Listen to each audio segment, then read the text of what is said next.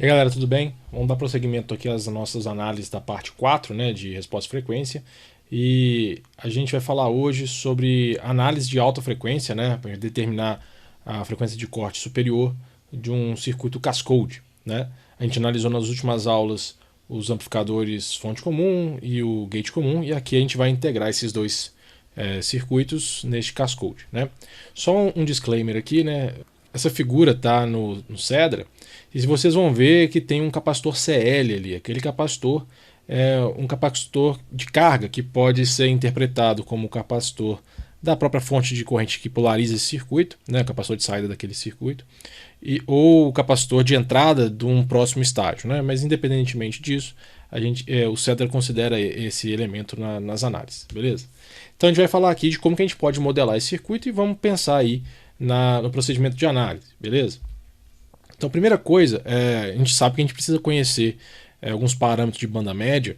E se a gente for levantar o ganho da banda média, a gente pode pegar o equacionamento que a gente já fez anteriormente, né, considerando a presença da impedância de carga RL, a gente vai encontrar essa expressão, onde esse K é o ganho do amplificador fonte comum, que é menos GM vezes a resistência de saída do transistor Q1 em paralelo com a impedância de entrada do estágio gate comum, beleza?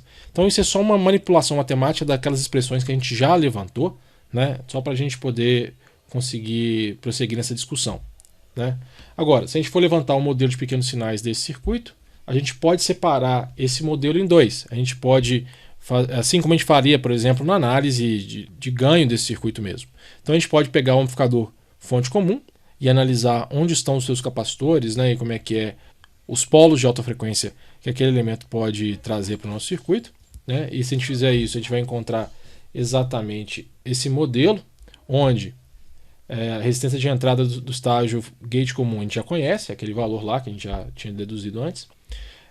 Essa capacitância C1 é a capacitância CGS1 do transistor Q1 mais a capacitância CGD refletida para a entrada, né, usando o teorema de Miller, onde K é o valor que a gente tinha deduzido anteriormente, né? Lembrando que K aqui é o ganho daquele estágio. E no caso C2 aqui, nada mais é do que a capacitância de gate source do gate comum. Lembrando que o gate comum tem a vantagem de naturalmente desacoplar os capacitores de junção dele, né? Então o CGS2 fica na entrada bem bonitinho ali. E mais o CGD1 do transistor Q1 refletido para o seu dreno, né? Ou seja, multiplicado por 1 mais 1 sobre K. Lembrando que esse conjunto vai ficar muito próximo do valor original de CGD1, como a gente já tinha discutido. Então a gente pode ver que é um circuito bem simples, né? Agora, se a gente for ver o estágio gate comum, o que a gente vai observar é isso aqui. Então eu substituir o nosso estágio fonte comum por este elemento aqui. Né, vocês podem ver que eu tenho a tensão VD1, né, que é a tensão aqui, ó, VD1 linha. Por quê? Porque eu estou fazendo um modelo TVNAN, né, então esse aqui seria a tensão TVNAN nesse nó, né, não necessariamente a tensão VD1 calculada aqui em cima. Como ela não vai importar para essa análise, não tem problema, né? E aqui esse RO1 é a impedância de saída vista aqui, né? Ou seja, no caso é só a impedância de saída do transistor Q1 mesmo, tá? Então só fiz essa modelagem para explicitar o segundo estágio desse cascode, né? Onde a gente pode ver o seguinte, que essa capacitância aqui é exatamente a capacitância C2, né? Então essa é a capacitância na entrada do circuito gate comum, né?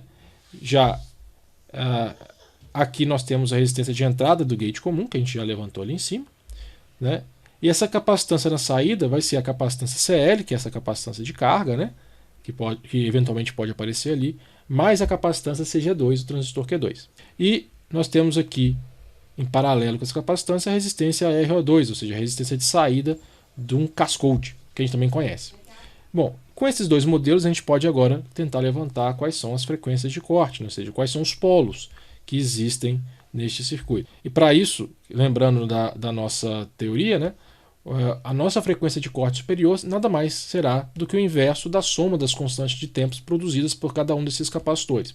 Bom, se vocês prestarem atenção, vocês vão ver o seguinte, que nós temos três capacitâncias globais aqui para a gente analisar. A capacitância C1, né, que está enxergando em paralelo com ela a resistência Rsig, a capacitância C2, que está enxergando em paralelo com ela esse paralelo RO1 em paralelo com RIN2, né, esse elemento aqui. Né. Tanto faz se eu olho neste modelo aqui de cima ou neste modelo aqui de baixo, porque no modelo aqui de baixo também, se você for ver, ela está enxergando RIN2 para cá e RO1 para o outro lado, então ela continua enxergando este paralelo. Né. E por fim, nós temos a capacitância de saída, né, que está enxergando exatamente a resistência de saída do nosso cascode, beleza? Se eu compor essas três capacitâncias aqui, eu posso escrever então uma constante de tempo global, que vai dar isso aqui. Né? Percebam então que este primeiro elemento aqui é basicamente a influência do capacitor C1, este segundo elemento aqui é a influência do capacitor C2 e este terceiro elemento é a influência do capacitor de carga, né? O capacitor de saída. Beleza? Então a gente tem ali as três constantes de tempo somadas e isso que vai nos determinar a frequência de corte de um cascode. Bom, aqui tem só algumas deduções, né? Então ali eu coloquei de novo o nosso K, os valores de RIN2 e RO2, que a gente já deduziu lá para trás. Né? O interessante aqui é que a gente pode tirar algumas conclusões. A primeira é o seguinte: o que acontece com o nosso cascode quando a resistência Rsig, ou seja, a resistência da fonte de sinal que é aplicada ao nosso cascode, é relativamente alto? A gente vai discutir daqui a pouco o que significa ser alto no conceito de valores. Né? Bom, neste caso, se a Rsig for um valor alto, o primeiro termo da nossa expressão, este aqui, né, ele vai ser dominante em relação à constante de tempo global ali. E a gente poderia estudar a resposta em frequência do cascode olhando basicamente aquele termo. Né? Agora, e se Rsig for baixo? Né? Se Rsig for baixo, o primeiro termo vai ficar irrelevante em relação aos demais. Né? E o interessante é o seguinte: a gente vê que este último termo, né, começa a ter uma certa dominância em relação à constante de tempo. O que pode ser não intuitivo a primeiro momento, porque se a gente for pensar lá no fonte comum, por exemplo, a gente acabava ignorando um pouco a capacitância que ia para o dreno, né, do nosso circuito, porque ela tem um valor baixo, né, em relação à capacitância que vai aparecer no gate multiplicada pelo ganho do estágio. Né? Então aqui, percebam, a capacitância de gate multiplicada está aqui, né? Mas ela só vai fazer alguma diferença no nossa constante de tempo se o nosso Rsig for significativo. Se ele for baixo, realmente ela não faz diferença. E aí o último termo domina. E vocês podem perceber que o segundo termo, né, que é esse aqui, ele acaba sendo irrelevante. Beleza? Então a gente pode ver que a gente tem que ter uma noção, se a gente quiser simplificar essa constante de tempo, se o Rsig é alto ou é baixo, para a gente poder fazer essas análises.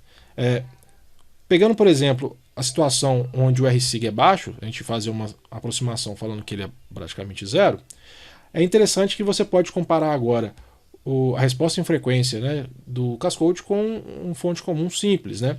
Aqui tem uma tabela que o próprio CEDO traz, ele mostra o seguinte, que a gente conhece, né, qual é o efeito do cascode no ganho, né, mas do ponto de vista de banda passante, se observa o seguinte: o cascode vai reduzir a banda passante, né, do nosso circuito, mas como a gente tem um aumento de ganho, é como se eu tivesse ali um sistema cuja envoltória da resposta em frequência do fonte comum coubesse dentro da envoltória da resposta em frequência do cascode. Então, basicamente, o que eu quero dizer é que aquela figura de mérito que eu tinha comentado antes, que é o ganho na frequência média vezes a BW, para esse tipo de sistema vai se manter constante. Ou seja, se eu pensar em simplesmente associar a minha fonte comum, um gate comum montando um cascode, que eu vou conseguir reduzir a banda passante na mesma proporção que aumenta o ganho, beleza? Mantendo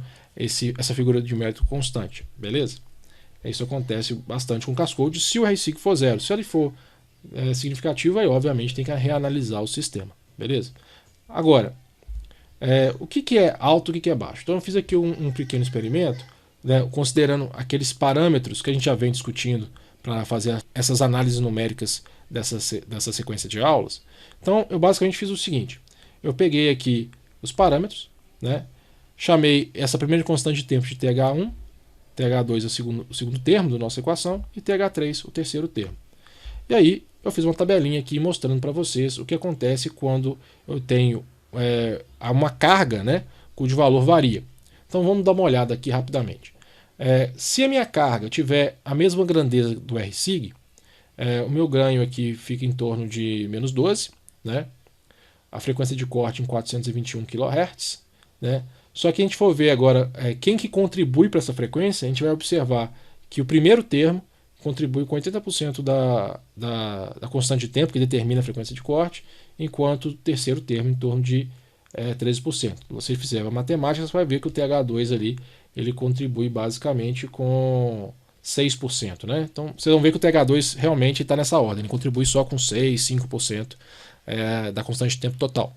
Beleza? Então, se a gente for olhar agora para essa primeira linha, você vai observar que eu estou numa condição onde o RSig é alto, né? Relativamente alto, então ele contribui ele domina a constante de tempo. Se eu agora chegar um RSig, um RL de 20K, que era o que a gente estava analisando anteriormente, ou seja, o dobro do RSig, né? Vocês vão ver que o ganho aumenta, obviamente, para 24,7, a banda passante cai para 364, e vocês podem ver que a proporção dos termos que dominam a constante de tempo global começa a se redistribuir, né? O TH1 fica menos importante um pouquinho e o TH3 aumenta. Agora, se eu começar a ver resistências mais altas, a gente sabe que o Cascode demanda impedâncias de carga mais altas para a gente poder aproveitar todas as vantagens de ganho que ele pode trazer. Então a gente vai observar lá, caso o RL for igual ao RO, né, ou seja, a resistência de uma fonte de corrente tradicional, a gente já tem um ganho bem mais expressivo, né, de 98 volts por volt, a banda passante menor, 203 kHz, e agora o TH3 já representa mais de 50% da constante de tempo global. E se a gente chegar lá na impedância de saída de uma fonte do tipo Cascode ou Wilson, que seja, a gente vai ver que o ganho agora é bem maior, né, em torno de 5 kV por volt. Né? A banda passante reduz significativamente, né, em torno de 6 kHz só. Até se a gente comparar com a fonte como original é bem mais baixo, né? E o TH3 já começa a dominar, né? Então falar se RSig é alto ou baixo, na verdade é alto ou baixo em relação à impedância de carga. Então se a impedância de carga for muito elevada, qualquer valor de RSig, né, acaba sendo pequeno. Se elas estiverem na mesma grandeza, RSig é alto e o primeiro termo da nossa constante de tempo acaba dominando a minha equação por completo. Beleza? Então é só para a gente ter essa relação. E é interessante observar outra coisa, que não só a composição dessa constante de tempo que a gente pode usar para simplificação, mas se a gente for olhar agora as duas primeiras colunas, né, que é o ganho e a frequência de corte, traz essa noção de que o Cascode faz o quê? Ele aumenta o ganho, e à medida que ele vai aumentando o ganho, ele vai reduzindo a banda passante. Isso não necessariamente é ruim, né? Porque é uma característica de amplificadores. Cada vez que eu tento aumentar o ganho, eu vou ver uma redução da banda passante, né? Mas isso não é problema. Como a gente vai discutir no próximo capítulo, se eu pensar que eu vou ter que realimentar o meu circuito, isso vai ser resolvido, porque a realimentação ele tem um efeito contrário. Ela reduz o ganho global do meu circuito e expande a banda passante. Então, ter um amplificador que intrinsecamente tem um ganho elevadíssimo e uma banda passante baixa não é necessariamente um problema. Beleza? Mas uma característica. Joia? Então, sobre o Cascode é isso. A gente tem essa equação um pouco mais extensa. A gente tem agora uma noção de como que a gente poderia simplificar essa equação. A gente talvez fazer uma análise mais simples, né? E isso vai ser muito útil quando a gente tiver circuitos multistágio, porque agora a gente pode concentrar esforços em poucos capacitores e não necessariamente analisar todo mundo, né? Mas é isso. Joia? Na próxima aula a gente vai discutir um outro tipo de amplificador, que é o dreno comum. Beleza? Então um abraço, até a próxima.